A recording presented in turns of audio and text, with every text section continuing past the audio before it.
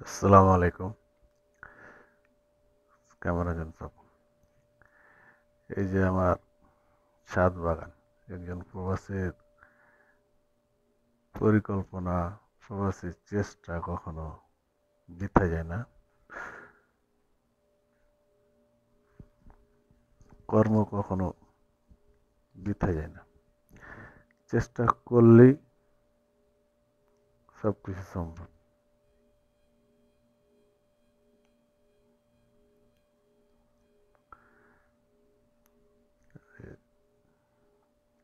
তার প্রমাণ আমি নিজে।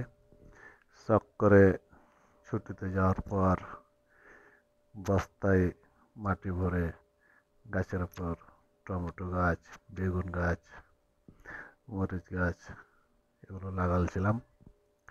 অনেক অনেক কথা বলছিল যে হবে না, তারপর কাম নাই কাজ নাই কি করে। তো মানুষের কথা শুনে তো আর জীবন চলবে না। জীবন চালাতে গেলে নিজের বুদ্ধি, নিজের পরামর্শ, নিজের মনে কি বলছে সেটা শুনতে হবে। একজন প্রবাসী মানুষের কথায় চলতে পারে না। এই যে দেখেন মাসাল্লাহ পরিষ্কার তুলে ধরছে।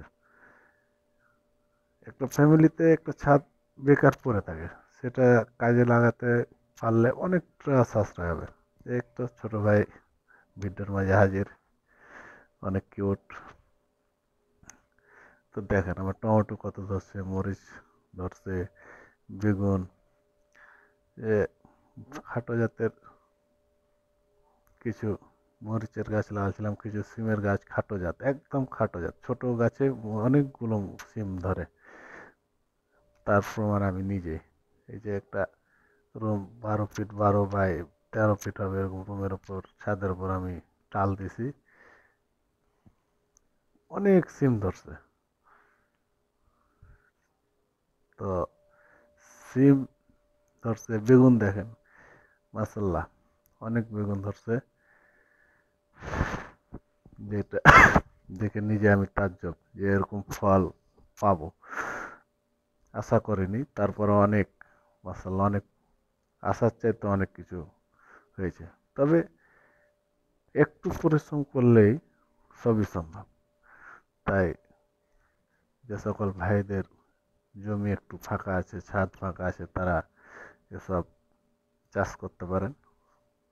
নিজের উৎপাদিত ফসল কীটনাশক মুক্ত খেতে আসলে মজাদার।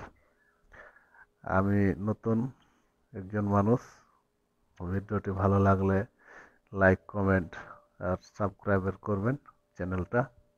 আপনাদের আশায় আমার ভরসা এগিয়ে যাওয়ার পথে।